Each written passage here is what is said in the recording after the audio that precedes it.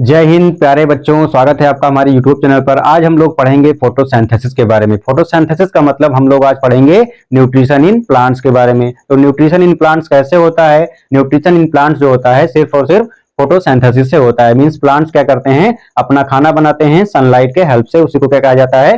Photosynthesis कहा जाता है। तो चलिए हम लोग पढ़ेंगे फोटोसिंथेसिस। अब आप लोग फोटोसिंथेसिस पढ़ने से पहले एक और चीज को जान लें, जो होता है मेटाबॉलिज्म। क्या होता है?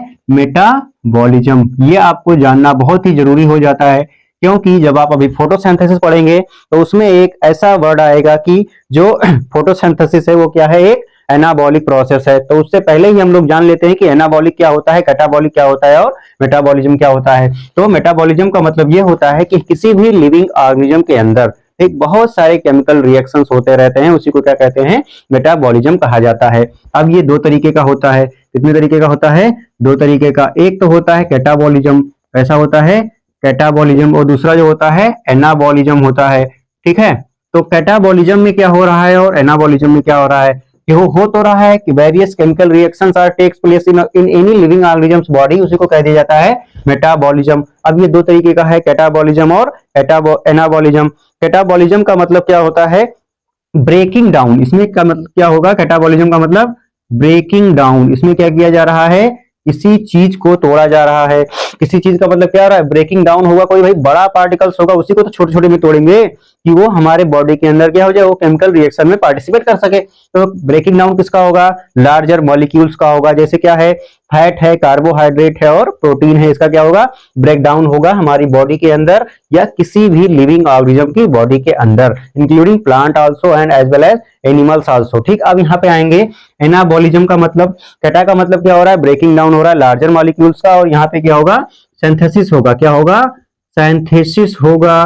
मींस किसी चीज का फॉर्मेशन होगा। यहाँ पे तो तोड़ा जा रहा है और यहाँ किसी चीज को क्या किया जा रहा है? बनाया जा रहा है। ठीक, तो आप लोगों को ये समझ में आया। हम लोग अब स्टार्ट करेंगे क्या? फोटोसिंथेसिस। तो फोटोसिंथेसिस आप लोग बचपन से पढ़ते चले आ रहे हैं कि ये एक ऐसी प्रोसेस है जिसमें प्लांट क्या कर रहे हैं? अपना खाना बना रहे हैं सनलाइट के हेल्प से, और उनमें प्रेजेंट होती है क्लोरोफिल, किसमें? लीफ में, और वहीं पे उनका खाना बनता है, लीफ में बनता है। और अपनी रूट से प्लांट क्या कर रहा है? वाटर को एब्जॉर्ब कर रहा है। ठीक, तो इसी को कह देते हैं फोटोसिंथेसिस। ठीक, अब फोटोसिंथेसिस की प्रोसेस को पहले समझते हैं। एक प्लांट हम यहाँ पे बनाते हैं। ठीक है, अब प्लांट बना दिया भाई। यहाँ पे देखो, प्लांट की कुछ ब्रांचेस निकाल दिया जाए, क्योंकि तभी समझ में आएगा। ठीक है, तो प्लांट है, प्लांट की कुछ ब्रांचेस निकाली गई। ठीक है, इसमें मान लो छोटा सा लीफ बनाया जाए, एक लीफ भी बना दिया गया। चलिए भाई, लीफ में ही सारा काम हो रहा है। अब यहाँ पे सनलाइट भी चाहिए, तो सन बना दिया गया। ठीक, सनलाइट आ रही है, कहाँ पड़ रही है? लीफ पे पड़ रही है। ठीक, अब जो है CO2 ले लिया गया, कहाँ से? इन्वायरमेंट से। चूंकि ये इन्वायरमेंट है तो इन्वायरमेंट में क्या मिलेगा? CO2 मिलेगी। ये क्या है? ये जो है ये रूट्स हैं।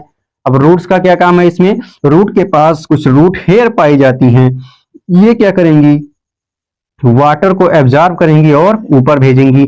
ये ऊपर कैसे जाएगा? जाइलम के थ्रू जाएगा। किसके थ्रू जाएगा? जाइलम के थ्रू जाएगा। ये जब ऊपर गया, जाइलम क्या कर रहा है? ट्रांसपोर्ट कर रहा है वाटर का एज वेल एज मिनरल्स का। कहाँ? रूट से हर पार्ट में प्लांट के। जब ये ऊपर जा रहा है तो उसका मतलब स्टेम में भी पानी पहुंच गया है और यहाँ के लीफ में भी पानी पहुंच गया। ठीक, अब लीफ में एक चीज और प्रेजेंट होती है, CHL मींस क्लोरोफिल प्रेजेंट होती है। ठीक, अब जब सनलाइट पड़ा, क्लोरोफिल यहाँ पे है, कार्बन डाइऑक्साइड मिल गया और वाटर मिल गया, तो क्या बनेगा? यहाँ पे ग्लूकोज का फॉर्मेशन होगा। किसका? ग्लूकोज का फॉर्मेशन होगा। और क्या बनेगी? O2 बनेगी। ठीक, इसी को क्या कह देते हैं? फोटोसिंथेसिस कहा जाता है। अब आप लोगों ने ये सीखा कि ये ग्लूकोज का फॉर्मेशन हो रहा है और ऑक्सीजन का फॉर्मेशन हो रहा है। इसको हम लोग डिटेल में भी पढ़ेंगे। अभी एक एक स्टेप को करके यहाँ पे आपने समझा कि प्लांट क्या कर रहा है? सनलाइट और कार्बन डाइऑक्साइड के हेल्प से क्या बना रहा है? अपना खाना बना रहा है, वाटर मॉलिक्यूल्स को भी यूज करके। ठीक, अब ये जो फोटोसिंथेसिस होती है किन किन प्लांट्स में होती है या किन किन लिविंग ऑर्गेनिज्म में होती है, ये आपको जानना बहुत ही जरूरी हो जाता है।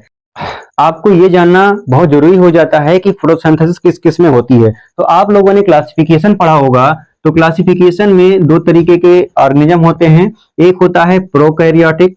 ठीक, एक होता है प्रोकैरियोटिक। लिविंग ऑर्गेनिज्म यहाँ पे लिख देते हैं। तो एक होता है कैसा? यूकैरियोटिक। ठीक है, यूकैरियोटिक होता है। अब प्रोकैरियोटिक में आप लोग देखते हैं तो प्रोकैरियोटिक में जब हम लोग पढ़ेंगे तो क्या होगा, प्रोकैरियोटिक में कुछ साइनोबैक्टीरिया आते हैं, साइनोबैक्टीरिया में भी हो रहा है क्या, फोटोसिंथेसिस हो रही है। अब यूकैरियोट में आओगे तो हायर प्लांट हो जाएंगे, ठीक है। हायर प्लांट जो होते हैं, आप लोग जो अपने आसपास प्लांट देखते हो वो सब क्या है, वो सब हायर प्लांट्स हैं, उसमें हो रहा है क्या, फोटोसिंथेसिस हो रहा है, ठीक। अब हायर प्लांट के साथ साथ कुछ ग्रीन एल्गी भी होती हैं, ठीक है, क्या होती हैं, कुछ ग्रीन एल्गी में भी क्या हो रहा है, फोटोसिंथेसिस का प्रोसेस हो रहा है, ठीक है। इन सब में क्या होता है, फोटोसिंथेसिस होता है। साइनोबैक्टीरिया ही ऐसा बैक्टीरिया है जिसने अर्थ पे सबसे पहले ऑक्सीजन मॉलिक्यूल्स को रिलीज किया था, किसके थ्रू, फोटोसिंथेसिस के थ्रू। तो चलिए अब हम लोग बढ़ते हैं आगे, ठीक है। ये आप लोगों को समझ में आ गया होगा फोटोसिंथेसिस कैसे होती है और कहां पे होती है। अब फोटोसिंथेसिस के बारे में जब कुछ हम लोग पढ़ते हैं तो उसमें लिखा होता है कि photosynthesis is a anabolic process. तो एनाबॉलिक का मतलब मैंने आपको बताया कि किसी चीज का क्या हो रहा है, सिंथेसिस हो रहा है। और फोटोसिंथेसिस में ही लिखते हैं हम लोग, क्या करता है ये, it purifies the atmospheric air by consuming carbon dioxide from environment. हमारे एनवायरनमेंट से कार्बन डाइऑक्साइड ले लेता है और ऑक्सीजन मॉलिक्यूल्स दे देता है, ठीक। अब ये हो गया। अब आपको ये भी जानना चाहिए कि फोटोसिंथेसिस जो हो रहा है ये आखिर लीफ में कहां पे हो रहा है, ठीक। आप लोग जानते हैं अभी तक कि लीफ में हो रहा है, लेकिन लीफ में कहां पे हो रहा है, तो हम लोग अब क्या पढ़ेंगे, साइट ऑफ फोटोसिंथेसिस। जो फोटोसिंथेसिस है वो आखिर कहां होती है, ठीक। तो जो आपकी फोटोसिंथेसिस हो रही है लीफ में हो रही है, ठीक। लीफ के अंदर क्या है भाई, मीजोफिल सेल है, ठीक है, मीजोफाइल भी बोलते हैं, मीजोफिल सेल भी बोलते हैं। अब मीजोफिल सेल के अंदर क्या पाई जाती है, क्लोरोप्लास्ट पाई जाती है, ठीक है, क्या पाई जाती है, क्लोरोप्लास्ट पाई जाती है। अब ये जो फिगर आपको दिख रहा है किसका दिख रहा है, क्लोरोप्लास्ट का है। इसके पास एक आउटर मेम्ब्रेन है, क्योंकि ये डबल मेम्ब्रेनस स्ट्रक्चर होता है, ये है इनर मेम्ब्रेन, इनके बीच में स्पेस पाया जाता है, तो उसको क्या कहते हैं, inter membranes space, inter membranes space कह दिया जाता है भाई, जो कि दो मेम्ब्रेन के बीच में जो स्पेस मिल रहा है उसको क्या कहेंगे, इंटर मेम्ब्रेनस स्पेस कह देंगे। अब इसके अंदर आप देखेंगे तो कुछ कॉइन लाइक ऐसे ही स्ट्रक्चर मिलेंगे आपको, ठीक है, कॉइन लाइक स्ट्रक्चर मिलेंगे, उसको क्या कहेंगे, उसको कहेंगे थैलाकोइड, ठीक, क्या कहेंगे, थैलाकोइड कहेंगे, ठीक है। तो ये एक जो सिंगल है इसको हम लोग कहते हैं थैलाकोइड कहा जाता है। अब इसके ग्रुप को हम लोग क्या कह देते हैं, ग्रेनम, क्या कह देते हैं, ग्रेनम। अब इन दोनों ग्रुप को जोड़ने का काम भी हो रहा है, लैमिली कहा जाता है, LAMELLAE, लैमिली कहा जाता है, जो ग्रेनम को जोड़ के रखता है, ठीक। अब जो ये खाली वाला पार्ट मिल रहा है इसको क्या कहते हैं, इसका भी कुछ नाम होगा, इसको कहा जाता है स्ट्रोमा, क्या कहा जाता है, स्ट्रोमा। अब इसके जो थैलाकोइड है इसके ऊपर क्या प्रेजेंट होती है भाई, इसके ऊपर प्रेजेंट होती है CHL मींस क्लोरोफिल। तो अब आपको समझ में आया होगा कि लीफ के अंदर मेसोफिल सेल है, मेसोफिल सेल के अंदर क्या है, क्लोरोप्लास्ट है, क्लोरोप्लास्ट के अंदर जो थैलाकोइड है, थैलाकोइड पे क्या मिल रही है, क्लोरोफिल मिल रही है। तो फोटोसिंथेसिस का मेन प्रोसेस कहां हो रहा है, थैलाकोइड पे हो रहा है। अब ये भाई जो स्ट्रोमा है इसका क्या काम है, स्ट्रोमा के अंदर पाए जाते हैं बहुत सारे एंजाइम, क्या पाए जाते हैं, बहुत सारे एंजाइम पाए जा रहे हैं, ठीक है।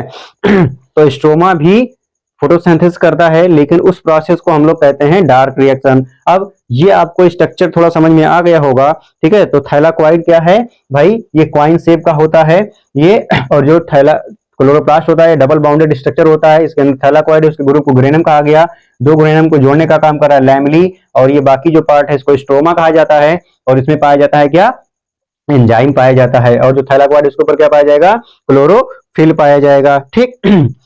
तो इसमें आपको दो चीज समझ में आई कि स्ट्रोमा है और थैलाकोइड है, स्ट्रोमा के पास एंजाइम है और थैलाकोइड के पास क्या है, क्लोरोफिल है, ठीक।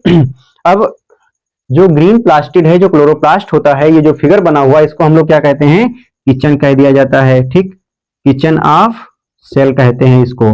इसका मतलब क्या है, ये क्लोरोप्लास्ट है, क्या है, क्लोरोप्लास्ट है, ठीक है।